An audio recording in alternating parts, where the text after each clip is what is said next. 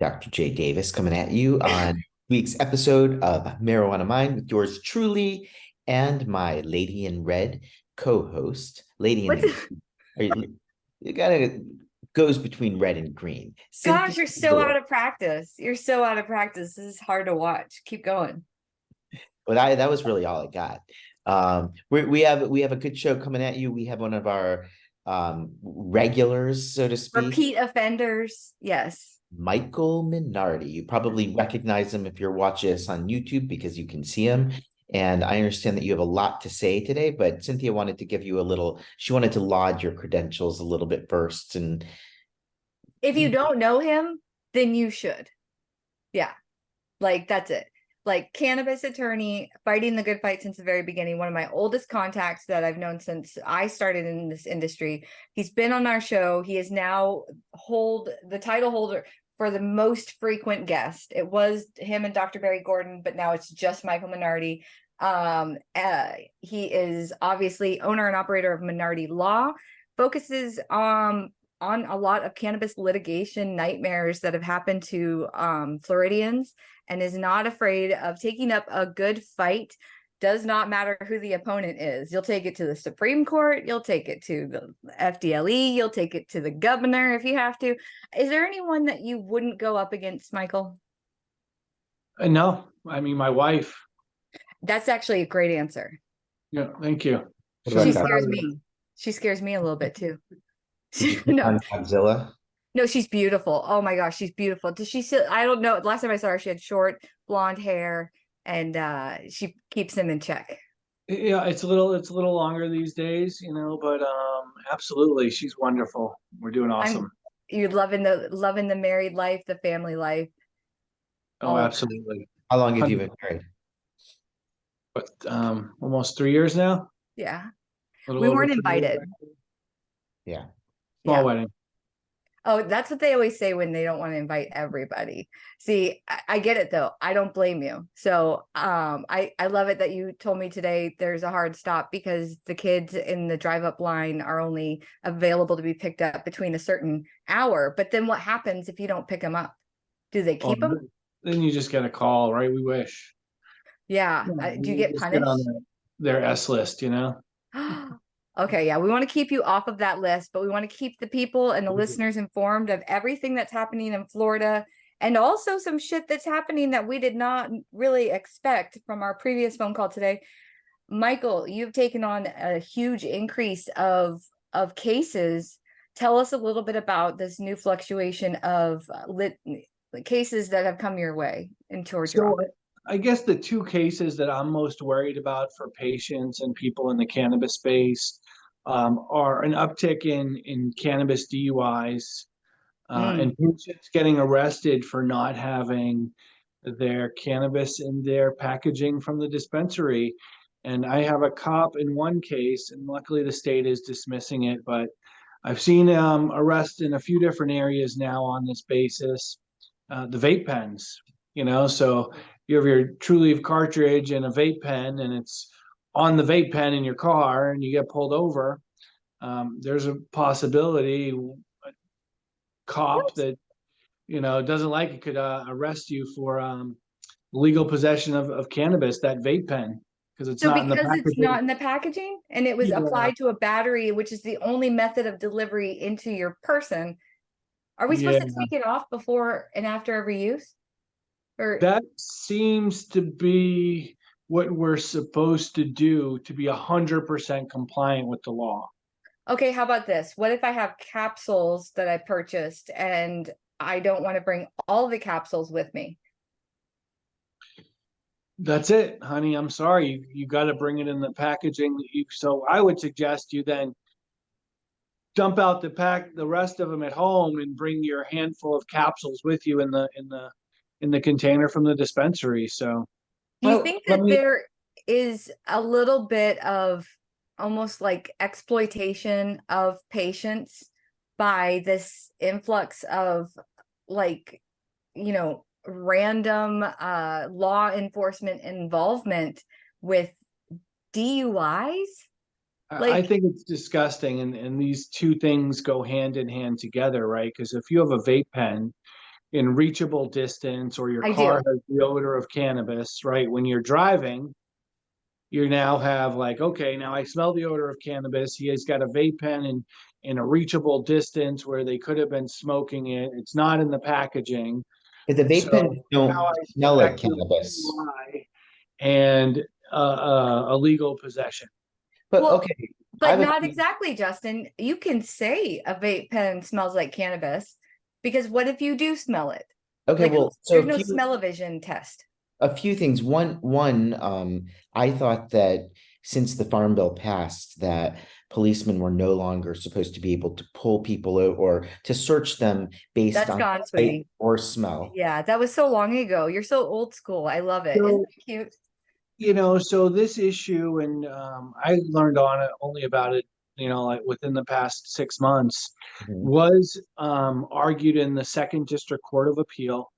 That court did find that the hemp bill, medical marijuana in those cases was irrelevant, didn't negate probable cause. So odor alone Hmm. is still probable cause to search, at least in the second district. There hasn't been any other district court of appeals that have addressed the issue. But it is, and originally all the state attorneys, when July 1, 2019 hit and hemp became illegal, they did all, when they issued memos, they said, hey, listen, we need an odor plus standard now, Yeah. an odor plus something else. Well, that seemed to have been turned on its face by this court decision, basically saying, no, they don't. It's always been probable cause. In those cases, and these are things that I'm going to challenge specifically in the patient case, right? If they smell burnt marijuana, then they have the suspicion of DUI as well. That triggers the right to search.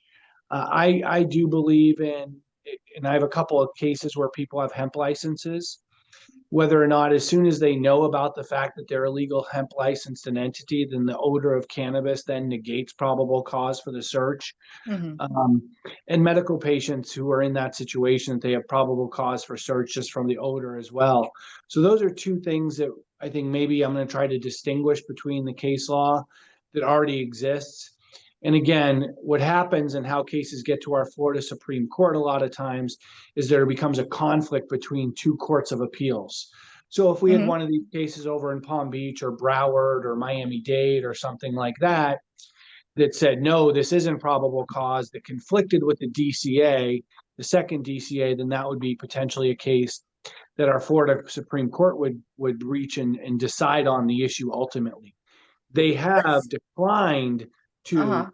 um, they declined to review the second DCA case, stating that odor alone is still sufficient for a probable cause for a search. So Okay, let's so go through I a have two patient's follow-up questions on go ahead.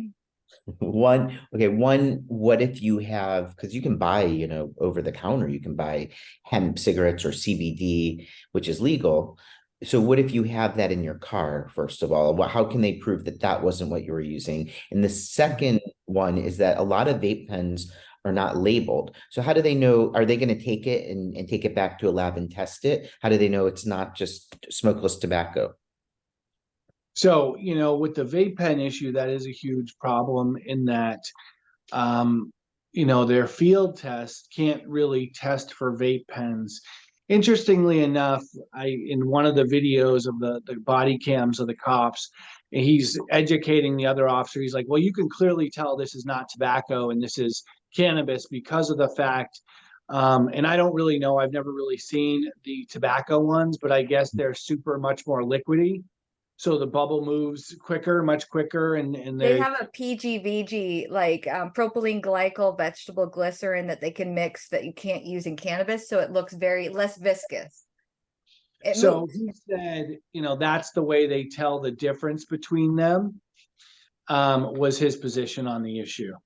So Technically, whether or he's not, right, except for there's a couple MMTCs that mix some MCT oil in, and theirs moves around. So I What guess if, just or what if it was CBD juice instead of marijuana?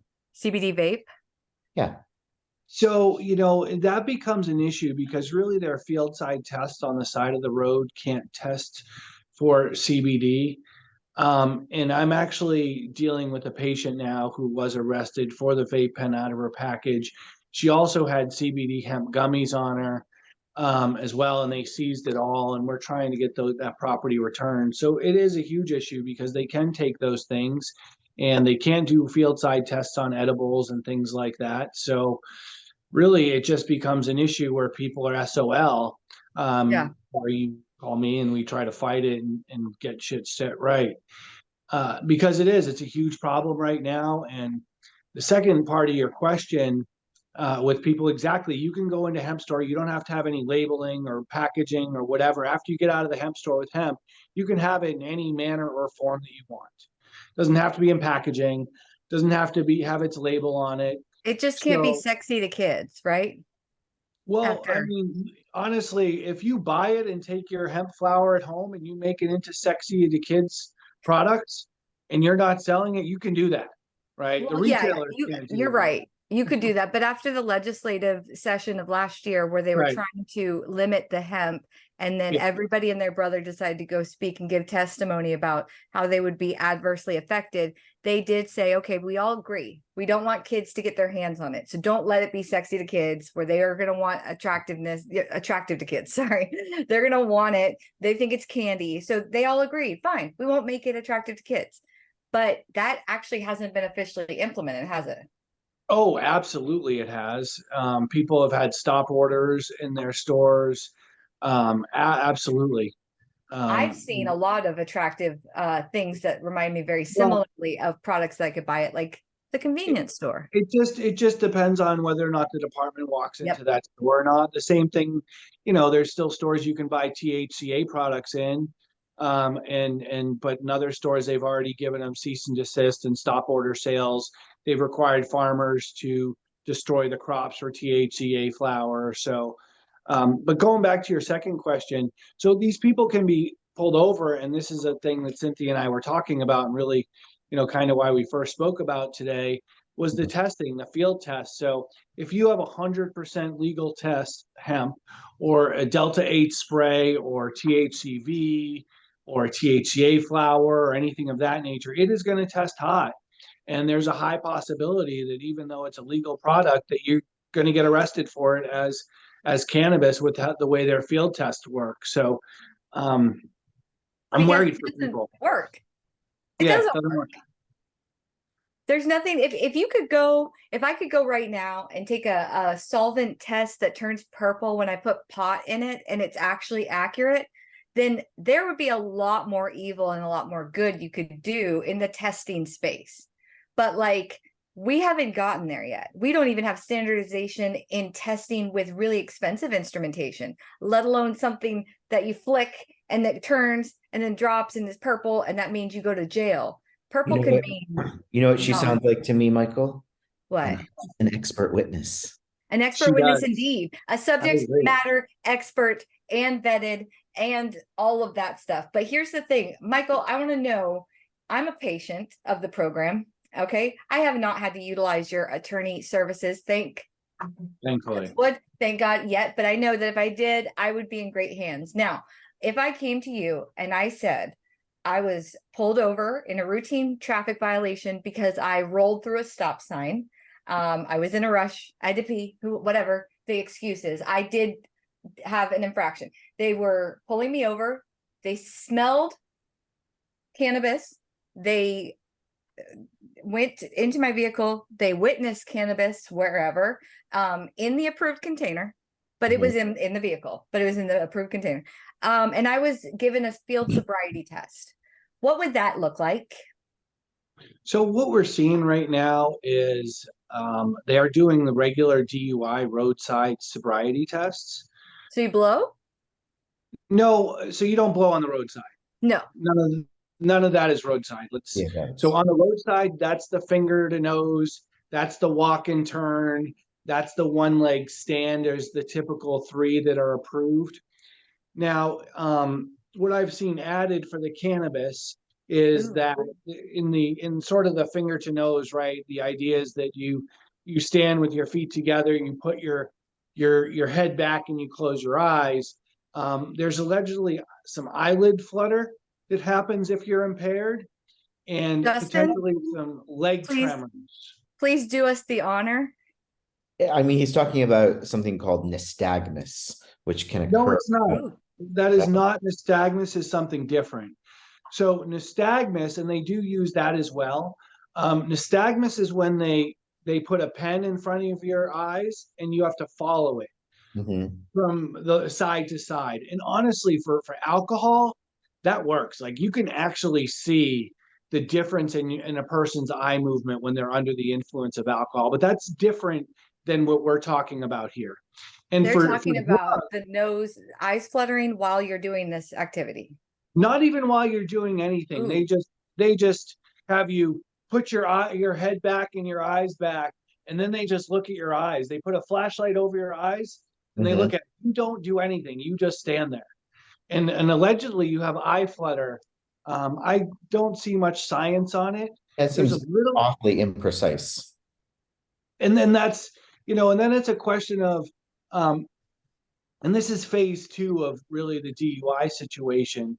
So, and just as a caveat, what I recommend for people, especially cannabis, is realistically roadside exercises are voluntary. You do not have to do them. You do not have any obligation to do them. They're really just for video for the jury to see. Are you And sure the license? I thought my license if stated that I would consent to a roadside sobriety test. so it doesn't. What the license says is that you will consent to exactly a breathalyzer or urine, but the roadside exercises are actually voluntary. Okay, good to You know. know, so That's very good to know. this is my thing though. Like when you're under the, that's the great thing about the few cases that I have, right? The people that did, and they all did. Actually, one of them did not do the roadsides at all, and they arrested him anyway, which I think is crazy. But in the two cases that they did do them, and this is what I tell my DUI clients, right? I say, listen, once I get the video, I'll send you the video. You get together with your family, friends, people that you trust that are going to be truthful with you. You watch it. If they think you're under the influence, then we'll talk about it. Maybe you take a Yeah. plea, maybe you don't. In none of these cases and situations did I think people who are under the influence of cannabis had problems realistically with any of these activities. So the little things that they pinpoint on, and when one of them, twice she used the pad of her finger instead of the tip of her finger to touch her nose, right? So that's a cue. Do they tell you to use the tip or They do say the tip of your finger to the tip of your nose, I would use 100%. the pad too because I'd want to make sure that they understood and they saw and witnessed I Well, made it.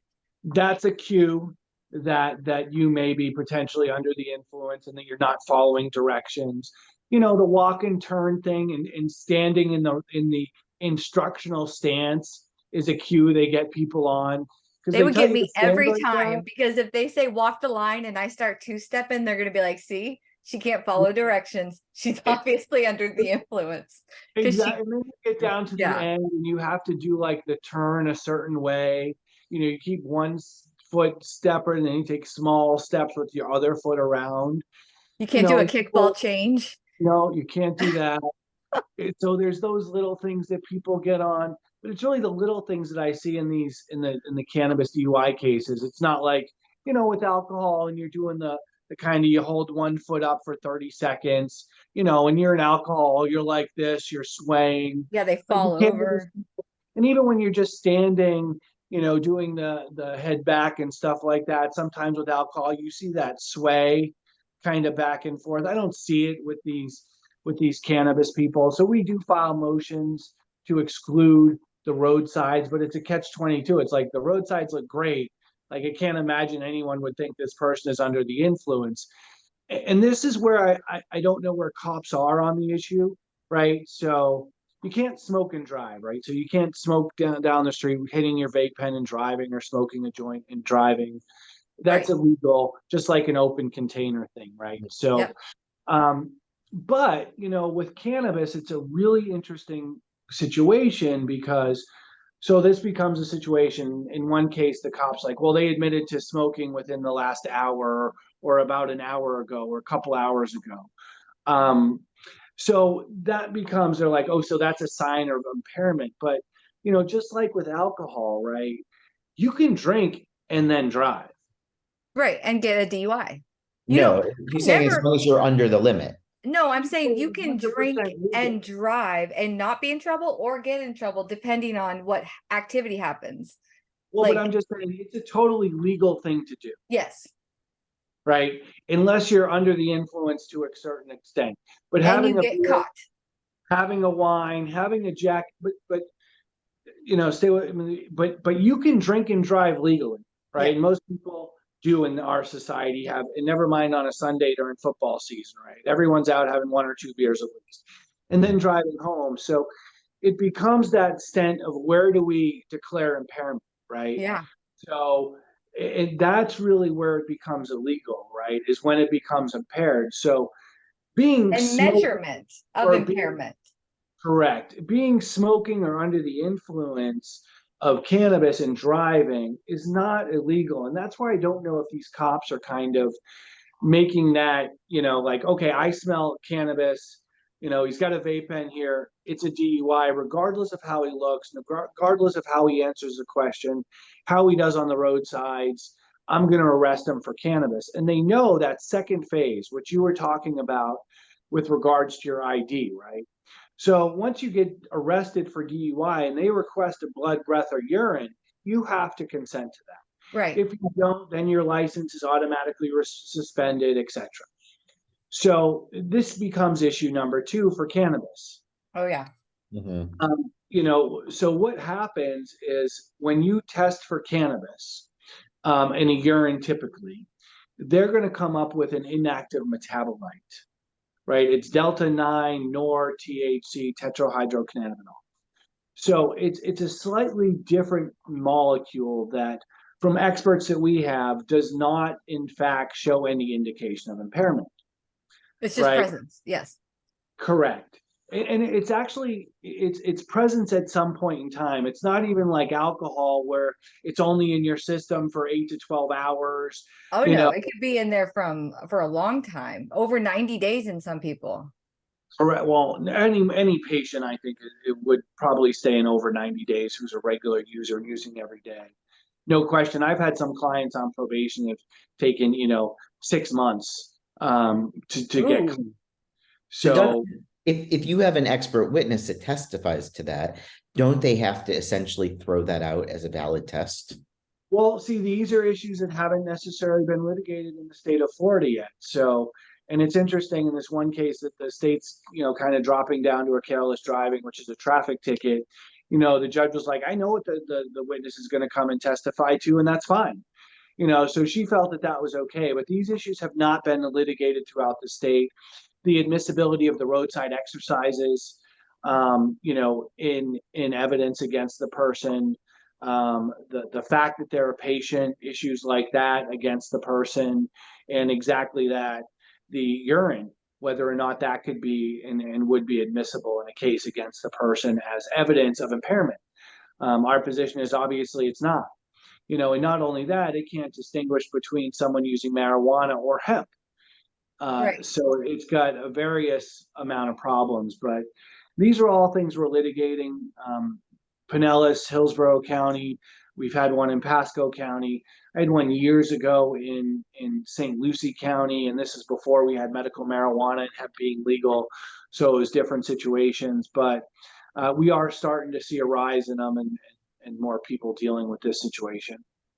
Well, do you think that because there's like guaranteed science, there's no really strong baseline, there's no case law, do you have a better opportunity of winning, or at least getting, winning to me would mean all charges are dropped, they go along with their life and everybody's fine. But winning to you might be they get a plea deal that means a permanent DUI on their record is not a problem anymore, because that's what you're going to get is a long-term reminder forever on your license and possible jail time with that DUI. So is winning to you just the opportunity at a lesser charge, or just complete adjudication? So I guess it all depends on the facts and situation. With all the cases that I've seen, realistically, I want it dismissed. You Yeah. know, like, like, come on.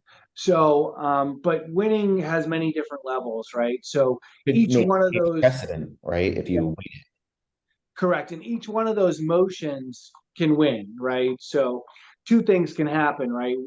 When we file and prepare all cases as if we're going to trial, we want to create that leverage. So filing, and if we lose a motion, that gives the state a little leverage because they know the test results are going to come in or whatever. So there's wins and losses on different levels, but from my perspective is no. I mean, I'm doing these things to get to the point where the state feels they have to dismiss the case, or a traffic infraction, it becomes a cost benefit analysis for the client.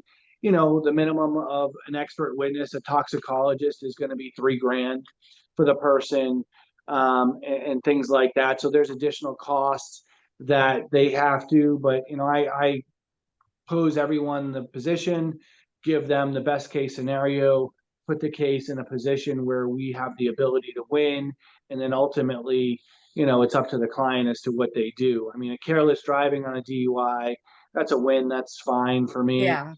I'd like to see it dismissed, but if the client's okay with it, that's fine. I mean, I would go to trial on it.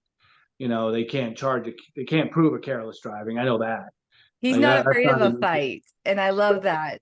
And Yeah, also, and it may be years, right? Because so if we yeah. do litigate, we go to trial, say he gets found guilty because the jury's like, oh, well, the urine came in and that showed he used cannabis and he had a vape pen and the cop said it smelled like cannabis, even though there's no driving pattern or anything like that. Who knows? You never know what a jury's going to do. And But that's that's probably a the good fundamental question. thing. Do you, with the amount of patients that we have in the program, the amount of favor that we have for a medical program, what's the likelihood in any county in Florida that you might get a jury that has a few patients on it that may stick up for the cause? Whether hanging the Well, jury or just convincing everyone that this isn't the status quo. Well, I think that there's a couple things there. Number one, all those people will be asked those questions, right? Yeah, So, during like idea. yeah, Yeah. voir dire, yes. should So, be allowed to ask somebody their personal medical history. no, they will not. They will ask whether or not people feel that anything around that a medical patient should be able to smoke and drive, or Your that it your should be beliefs. legal, Mhm. that it should be legal, or just because they're a patient they shouldn't be able to get charged with DUI. So they can't ask about necessarily. I mean, they could ask, and say you don't have to answer, is anybody here a medical patient or believes it should be legal or anything. So they can, and jurors have the right to answer questions out of the presence of other jurors and stuff like that. Well, 100%. Most of those people definitely get tossed as bias. right, but you only get a couple of vetoes.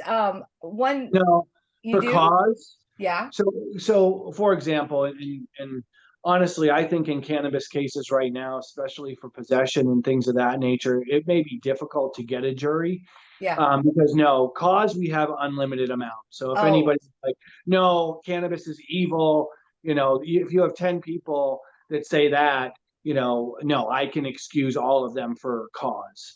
um, We only have limited strikes for no reason, meaning like, okay. I don't like how that guy looked at me. I want to strike them, you know, Oh, for any just reason. because. Okay, now I get what Correct. you're saying. For cause would be their beliefs, just because would be like, I don't like the way that they're looking at me cross. So, Well, none of your cases, for causes, they say some sort of statement that shows that they're biased. yeah, Like, that's I what I, believe anything a cop says. The cops are always right. Cannabis is evil, or and vice versa. In a couple cases we've had and bring in two different groups of jurors because people are like, no, cannabis should be legal. This is ridiculous. And so they get thrown out by the state for cause.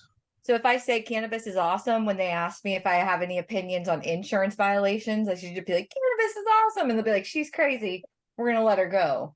Is that Definitely has to be relative to the topic. I've been to I keep making it through different rounds of jury selection. They like keep liking me more and more, and then I somehow ace it right at the last minute. But and I get to go home. One They're question probably like, is, this girl's too high to pay attention. She doesn't know what's going on. I mean, apparently all my answers are good up until like the serious questions, and then they're like, yeah, you can just go, and you don't have to come back for like another year. Just actually just skip out on all of them. We realize it's an elimination process, not a selection process, I don't right? know.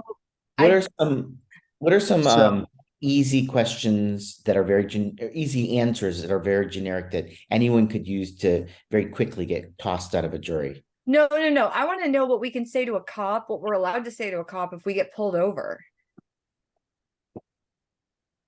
What are we allowed to do and not to do? Because I was not aware that the thing on my license meant just peeing for them or giving them blood. I thought it meant I had to do all the little activities. The bottom line is kiss their ass first and foremost, Be right? polite. Just be polite to them, because that's what a lot of them want. Their ego, they're in a position of authority. They want to be treated like it. Mhm. I'm a catch-22 on it. I think again that most cannabis patients are going to go through and do the roadside exercises with no problem. But again, those are voluntary. They can say he didn't do them because of a reason, but you can have many reasons. You can have leg problems. You can have back issues. They are I supposed could to be act. drinking. And Yeah. yeah, Well, We're still gonna I'm too drunk to do them. That is not a good answer. I was kidding. I'm way I've too been high. drinking. I can't do this activity. What about when they ask you, have you been drinking tonight? No. Do they ask, are you under the influence of cannabis? I seem to Absolutely. smell. Or they may I ask was what asked that you once. smoked or used cannabis was 100%. Um, and this is again, the thing is, and that's why I started talking about the illegal to smoke and drive or not, because, okay, yeah, I smoked cannabis an hour ago, right after I ate dinner and drove, right? Is a cop in this day and age, I think, going to be like, okay, he just admitted he's under the influence, right? Right. But it becomes and that's what I'm seeing, right? As opposed to, okay, well, okay, you may have had 3 drinks at the bar, but I don't see that you're under the influence, so I'm still not going to arrest you for DUI. I don't see that same, They're not logic and treatment reasoning. with cannabis, I mean, I It's right? think almost like if you alcohol admit though. to doing it, you're going to be in trouble. So why don't you just say, I do not participate in cannabis while driving vehicles? Well, 100%, and you definitely could. But it could be a question of, okay, so when did you last smoke? You have cannabis in the vehicle and you're a patient, right? Earlier. So, right. So, okay, so earlier to them could be 15 minutes or hours. So, Yes, realistically, best case, much earlier, hours ago. I only use it before I go to bed. I,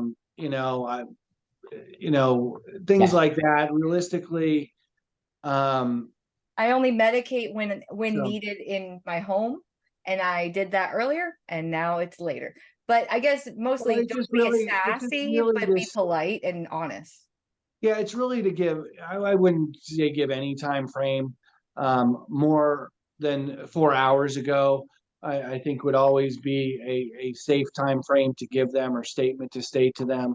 You really have no obligation to answer those questions. Obviously, it becomes okay. It becomes an incriminating nature of not answering those.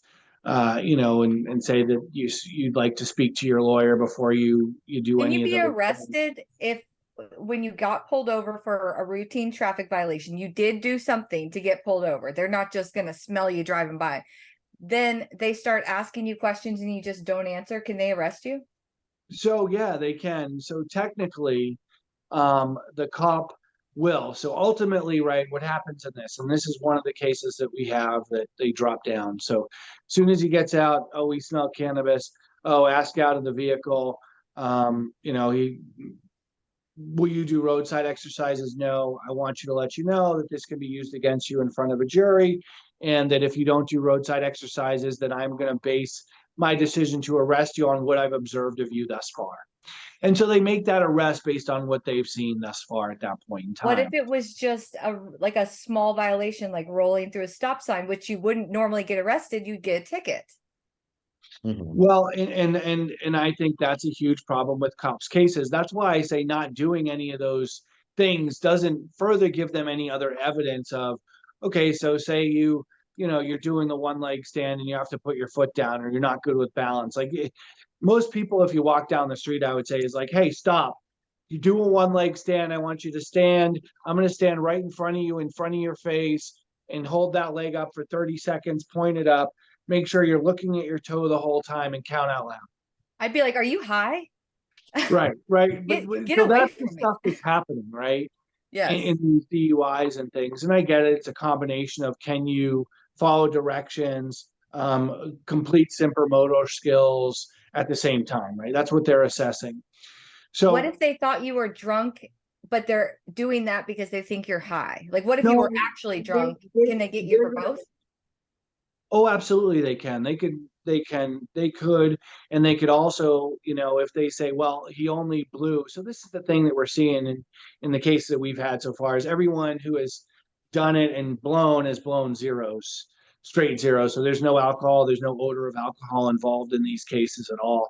But I could see a case in a situation where you have had a couple of drinks, maybe one or two, you have smoked, say you go to an event, right? Any cannabis event, you have a couple of drinks. No, only So in you private have, property, not at an event. correct, correct. Well, in some of the private properties, you could have patient lounges and stuff Right. like that. I have no issues with those.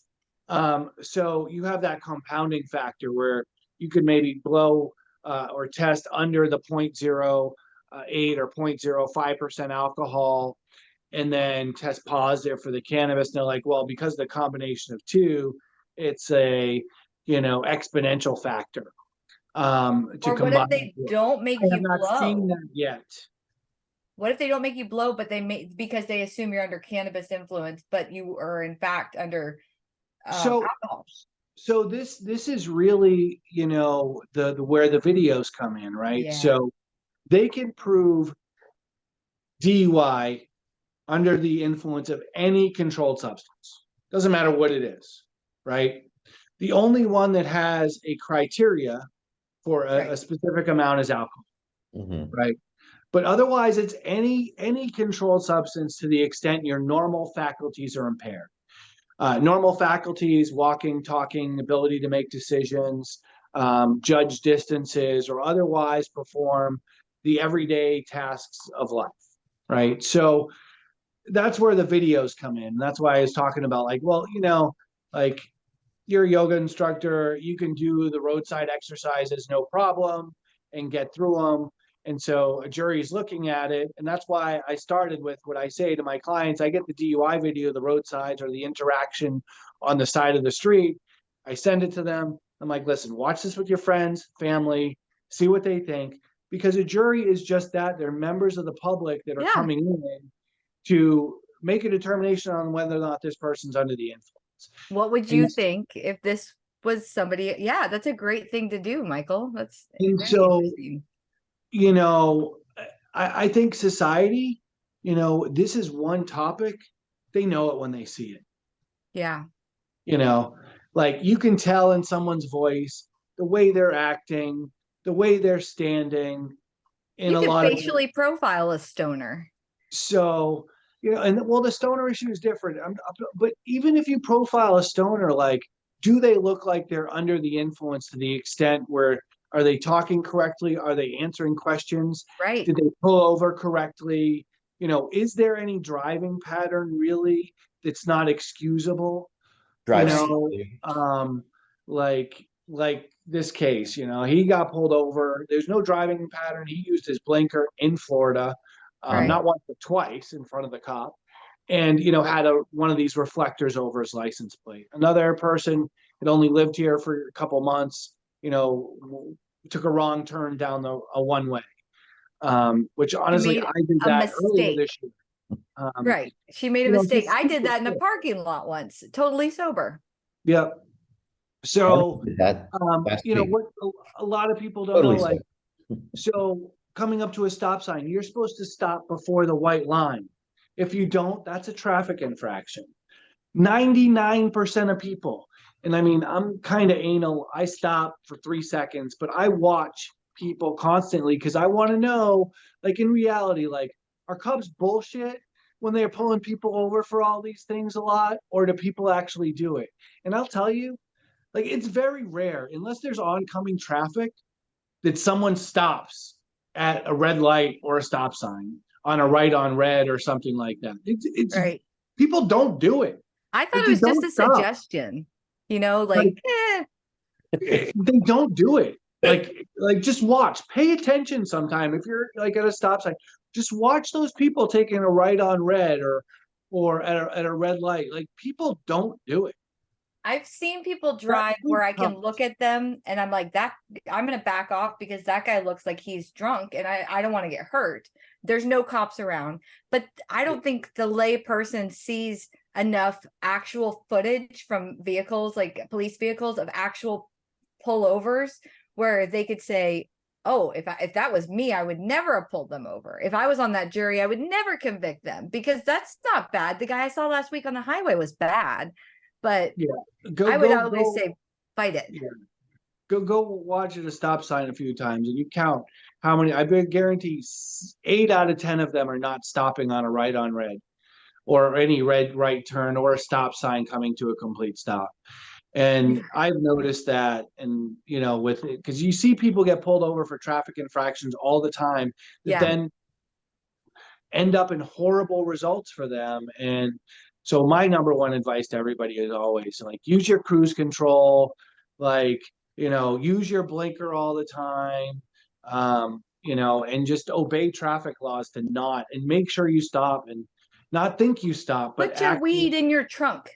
consciously stop. Well, when you're Hey. on long trips, that's hard, but I think you should protect yourself enough to keep your ass out of jail because there's not enough keeping you in like society. There's not enough Michael Minardis out there making sure you're safe. You have to also do things to keep yourself safe.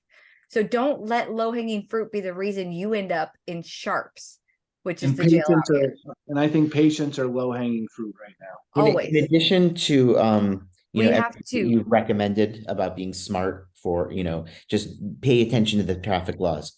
Do you think it's a good idea for people, for example, to maybe just buy an over-the-counter CBD cigarette or blunt or whatever with the packaging and keep it in their car a little bit? That's such a bad thing for you to ask him as a doctor of ways to like get cops not to know. Oh my gosh. Protect yourself. 100%. If it's Give CBD, yourself For one, like still- I don't know who else you would ask. Oh, you're saying him as a doctor? Yeah, he's yeah. a doctor, you're a lawyer, I'm a regular, and he's asking you to tell him if he should have like almost decoys in his car to Yeah. deter Well, cops. no, I'm going to tell finding you the- right now, I do that. And when patients ask me about transportation of things, I'm like, just do that just to protect yourself. I'm not saying you should drive under the influence. I'm saying that you should protect yourself. That test will still pop purple for CBD. That's what he was saying. Well, yeah. It all depends on the product and stuff like that. But I do 100% think that it's a potential out. I'd like to say if you don't have it in the container, I bought hemp. I have no idea what you're talking about. I have no idea why that would have tested positive because I purchased hemp. Yeah. And this stuff that I have is supposed to be hemp. So, and I don't know really, this really hasn't been litigated either, but technically, in order to prove a controlled substance charge, right? They have to prove that you had to know the knowledge of the illicit nature of the substance. You had to know that product was illegal. But if you bought it at the gas station, then it should be legal, right? Because it was readily 100%. available. And you don't have to keep it in a container. So it was like I wanted to my creative sense, which isn't creative reality, but someone needs to come out with that. Bird is the word. Hemp is the word. You get pulled over, hemp, hemp, hemp. That's what it is. I think we That's could all probably it do is. it to the Shaggy song. It Yeah, wasn't you need me. a little dance, like where But they're it'd be like it wasn't weed. hemp is the word. You guys sound adorable. Like we could do like the shark song. He's got to go pick up his adorable family and we've got to let him go. But if we gathered anything out of what Michael has said today, it's don't be a dumbass in the vehicle. Call Minardi Law. We will link up his law firm that is incredibly successful and very, very instrumental in helping the framework of, fighting for patients here in Florida out of Tampa, right? Yeah, great now. Yeah. He is a busy guy. So if he can't call you or answer the phone, he'll call you back or someone will. Go ahead and plug your socials, Michael. Yeah, it's a Minardi Law everywhere. We also are going to be over the next couple weeks coming out with some new video series for education for patients and people as to what's going on. Updates on cases like Samuel Velez, which we filed to Or try to familiar. request Supreme Court jurisdiction. We have a case in Hillsborough County regarding employee rights. All these THCA cases, these testing cases, which we're going to be working with you on to challenge these roadside test kits throughout the state of Florida and potentially even, the Florida Department of Law Enforcement's testing of accuracy. Expose police officers for lying that all these test kits show, and they're putting in their police reports that this test kit is 1% or more THC, which is a complete lie. And just kind of that's not even a thing. That's No, bullshit. it's not. I'm going to say that right now because how can a test kit, be able to just detect 1% of what? Like what cannabinoid is 1%? It only looks for one? The worst thing is, in all the test kits that I've Googled, that I found out the type that they're using, the test kit manufacturers themselves state that. So I don't know how the cops could have read the inserts that come with the test kits or any of the documentations from the manufacturers of the test kits to then turn around and say that this only tests for 1% over THC. But which cannabinoid? Delta-9. So okay, but that's not present in flower. Delta-9 is so minuscule in flower. If it's above 1%, that's weird. THCA is what they should be looking for. So they're misinformed. And that's another question that I want to challenge. So technically the definition of hemp, right? Yep. Includes the extracts and acids. And isomers. Right. That does not include exceed Delta-9 THC. So THC is included in hemp, separate and apart from Delta-9. So I want to file that suit for someone at some point. We've been talking to some people on some of the hemp chats, but I think it's a great legal issue, especially with the Arkansas case that just came out recently. That's right. And all the Delta-8 cases that are coming out saying, listen, they fundamentally changed the definition of hemp when they changed the Delta-9 only to total THC. So wow. So that little thing can do math and it can tell the percentages and it can look for cannabinoids. I must be in the wrong business. We're all in the wrong business. We should be investing in pop tests. And whether or not the 0.877 is an accurate conversion of THCA to Delta-9 is a question for another day, right? Dude, don't even get me started. But you're getting me started. No, I love it that you came on. Go pick up your kids so you don't get blacklisted at the school. And we will, you and I will talk sooner than you'd probably like. But we will sign off. This is Cynthia Brewer for the Marijuana Mind. We will talk to you next week and my wonderful co-host. And please look for my duet with Michael and Minardi coming out, which is Hemp is the Work. We're going to be doing a little thing, and keeping it lean, keeping it green as always. Your new hit single. You're so funny.